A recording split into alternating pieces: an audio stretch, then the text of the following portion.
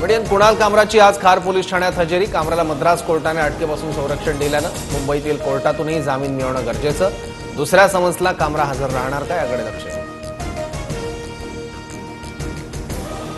कोल्हापूर गोकुळ दूध संघाकडून गाईच्या दूध खरेदी दरात 2 रुपयांनी वाढ।